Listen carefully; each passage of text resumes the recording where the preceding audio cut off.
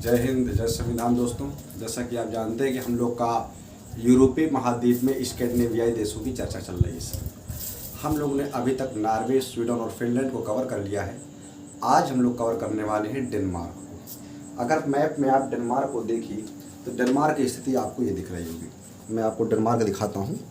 ये आप मैप में देख पा रहे होंगे कि ये आपका नॉर्वे है, ये स्वीडन है, फिनलैंड है। इसकी आपने चर्चा कर ली है। नॉर्वे की राजधानी ओस्लो, तो स्वीडन की राजधानी स्टॉकहोम थी, फिनलैंड की राजधानी आपकी हेलसिंकी थी। उसी प्रकार से आज हम लोग डिस्कस करने जा रहे हैं डेनमार्क को। डेनमार्क की राजधानी कोपेनहेगन है और आप देख पा रहे होंगे कि जर्मनी किससे इसकी सीमा लगती है, किसकी, डेनमार्क की।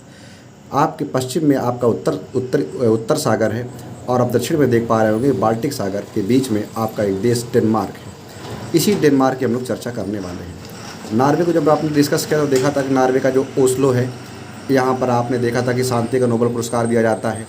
उसी प्रकार आप स्वीडन जब देखे थे, आपने स्टॉकहोम को देखा था कि स्वीडन के स्टॉकहोम में आपका अन्य नोबेल पुरस्कार दिया जाता है।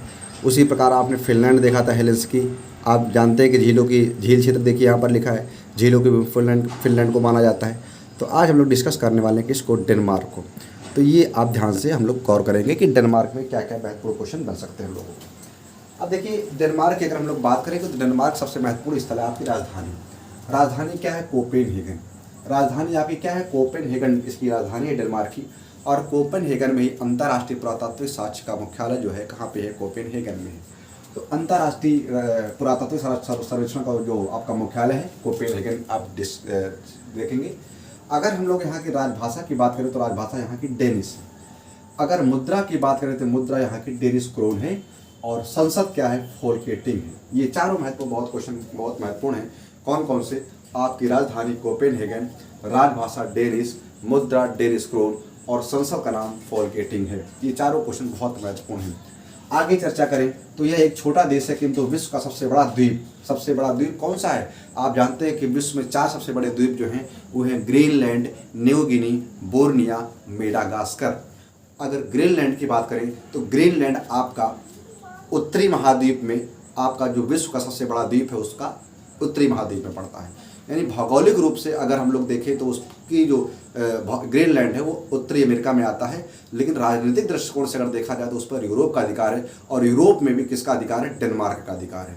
तो डेनमार्क का अधिकार किस पे है, आपकी ग्रीनलैंड जो विश्व का सबसे बड़ा द्वीप है। अब ग्रीनलैंड पर द्वीप इसका अधिकार है। इसकी राजधानी कोपेनहेगन में। अच्छा, जलवायु परिवर्तन पर जब कभी मीटिंग होती है तो आपके डेनमार्क की राजधानी कोपेनहेगन में ही होती है। तो जलवायु परिवर्तन हो गया और आपका पुरातात्विक संरक्षण का मुख्यालय हो गया। दोनों चीजें ध्यान रखिएगा। आगे अगर हम लोग इसकी सीमा की बात करें तभी आपको दिखाया कि जर्मनी से मिलती है और उत्तरी सागर और बाल्टिक सागर के को स्वीडन से अलग करता है, ये भी आपने देखा। अच्छा, सबसे अच्छा क्वेश्चन, डेनमार्क का राष्ट्रीय खेल क्या, तो आप कहेंगे फुटबॉल। ज़्यादातर यूरोपीय देशों के राष्ट्रीय खेल फुटबॉल ही है। जैसे अभी आगे चर्चा आप करेंगे, अंडोरा हो गया, उसी तरह से और भी जो देश है, मोनाको है, और भी देश हैं, इनके राष्ट्रीय खेल फुटबॉल ही है। अब डेनमार्क सरकार ने उत्तरी सागर में दुनिया के पहले ऊर्जा द्वीप के निर्माण के लिए परियोजना को मंजूरी दी है। क्या, दुनिया के पहले ऊर्जा द्वीप। किस, आपसे क्वेश्चन पूछा गया कि दुनिया के पहले ऊर्जा द्वीप का निर्माण करने का परियोजना को मंजूरी किसने दी है, तो आप कहेंगे डेनमार्क ने दी है। प्रधानमंत्री की बात करें तो मेट्टे फ्रेडरिकसन यहाँ के प्रधानमंत्री। हालांकि मैंने आपको कहा है कि प्रधानमंत्री जब आपका पेपर होगा तो आप अपना उसको करंट अफेयर्स में डिस्कस करके जाइएगा। अच्छा, वर्ल्ड हैप्पीनेस रिपोर्ट की बात करें तो 2021 में डेनमार्क का दूसरा स्थान है। वर्ल्ड हैप्पीनेस रिपोर्ट में 2021 में जो रिपोर्ट आई है उस रिपोर्ट में किसका, डेनमार्क का दूसरा स्थान है।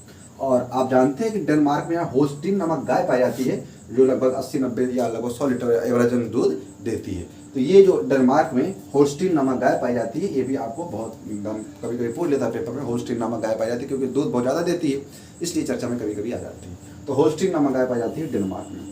तो ये जो है डेनमार्क, ये आपने मैप में देख ही लिया था।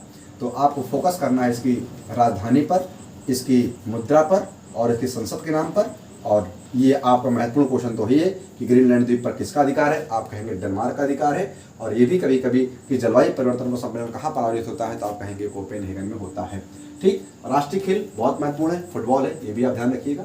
ठीक, आपको बता दिया कि इसके पश्चिम में आपका उत्तर सागर है और आपका पूर्व में बाल्टिक सागर है। ठीक, और आपका जो दक्षिण में है वो आपका जर्मनी है, ये आपने देख लिया था।